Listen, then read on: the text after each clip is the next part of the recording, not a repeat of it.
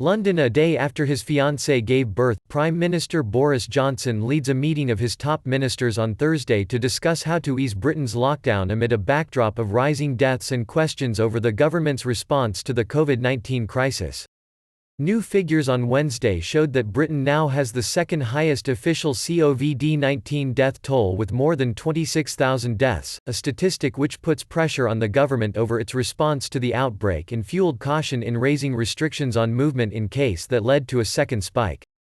The government will also face questions if it fails to meet a target Health Minister Matt Hancock set of carrying out 100,000 daily tests for the virus by the end of April, with testing seen as key to ending the lockdown. Johnson returned to work on Monday having recovered after being infected with the virus, which left him gravely ill in intensive care at the peak of the outbreak. On Wednesday, his attention was elsewhere after his fiancée, Carrie Symonds, gave birth to the couple's son. He will delay any paternity leave to head the cabinet meeting on Thursday and later is expected to front a daily media conference for the first time since he fell ill. Johnson cautioned on Monday that it would be risky to relax the stringent economic and social restrictions imposed 6 weeks ago, but with rising unemployment and many companies crippled, the government is coming under pressure to outline an exit strategy.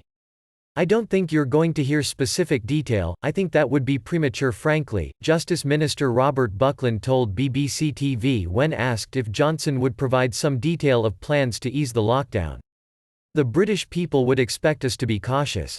The opposition Labour Party has accused the government of being slow to react to the crisis, by delaying the imposition of the lockdown and then failing to ramp up the provision of protective equipment to frontline staff and the number of tests. Some 52,429 tests were carried out on Wednesday, according to the latest figures, and Buckland indicated that the government would miss its target. "Even if it isn't met, we are well on our way to ramping this up," he said.